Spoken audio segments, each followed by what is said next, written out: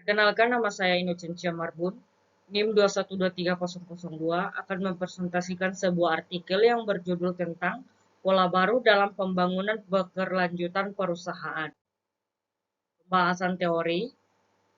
Berikut ada beberapa teori yang mungkin dibahas dalam artikel ini. Yang pertama itu teori pengelolaan lingkungan. Teori ini melibatkan strategi dan taktik yang digunakan oleh perusahaan untuk mengelola dampak lingkungan dari kegiatan operasional mereka. Yang kedua, teori prioritas strategi. Teori ini berkaitan dengan bagaimana perusahaan menetapkan prioritas dalam menghadapi isu-isu strategi. Yang ketiga, teori keterlibatan manajerial. Teori ini dapat membahas peran dan keterlibatan manajer dalam mengintegrasikan keberlanjutan lingkungan ke dalam keputusan strategi perusahaan. Yang keempat, teori data longitudinal. Teori ini menggunakan data longitudinal yang dikumpulkan selama hampir 2 dekade. Teori ini mungkin membahas kegunaan dan relevansi pendekatan data longitudinal dalam memahami perubahan dan aktivitas lingkungan perusahaan dan persepsi pengaruh pemangku kepentingan seiring waktu.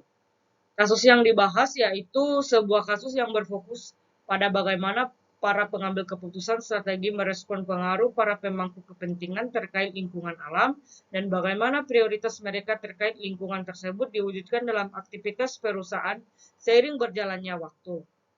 Fakta dalam teori ini yaitu adalah data telah dikumpulkan melalui kuesioner terstruktur yang telah diuji sebelumnya, yang didistribusikan kepada sampel acak perusahaan industri skala kecil dan menengah di Denmark setiap 4 tahun sejak tahun 1995.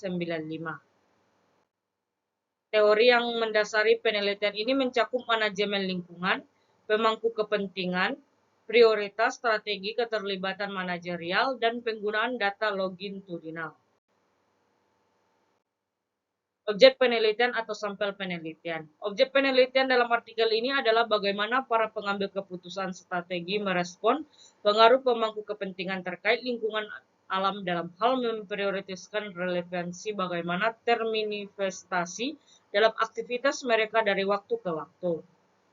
Penelitian ini berfokus pada perubahan dalam aktivitas lingkungan perusahaan dalam menanggapi pengaruh pemangku kepentingan dan bagaimana perusahaan tersebut mempengaruhi aktivitas lingkungan perusahaan. Sampel penelitian ini terdiri dari perusahaan industri kecil dan menengah di Denmark.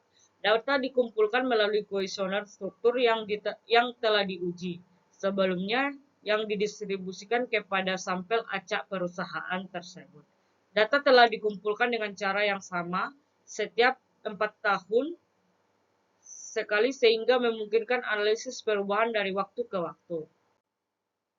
Teknik analisis data. Yang pertama itu yang digunakan adalah analisis longitudinal. Data dikumpulkan pada interval waktu yang berbeda selama hampir 2 dekade, yaitu setiap 4 tahun sejak 1945. Penelitian ini menggunakan kuesioner terstruktur yang telah diuji sebelumnya dan didistribusikan kepada sampel acak dari perusahaan industri kecil dan menengah di Denmark.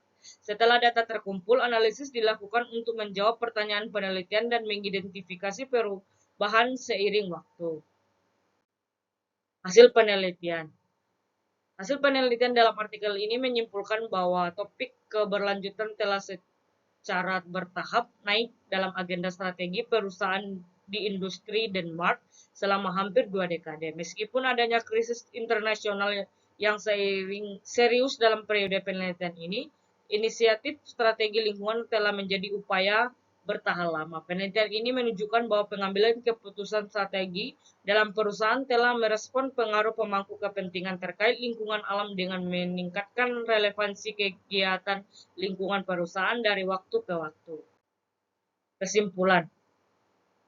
Kesimpulan dari artikel ini adalah bahwa topik keberlanjutan atau sustainability telah berhasil naik ke agenda strategi dalam industri secara bertahap selama hampir 2 dekade terakhir. Meskipun terjadi krisis internasional yang parah pada bagian terakhir periode tersebut, inisiatif strategi lingkungan telah menjadi upaya berkelanjutan dan langgeng. Penelitian ini menunjukkan bahwa pengambilan keputusan strategi telah merespon pengaruh pemangku kepentingan terkait lingkungan dengan cara memprioritaskan relevansinya dalam aktivitas perusahaan dalam waktu ke waktu. Sekian dari hasil presentasi saya ucapkan terima kasih.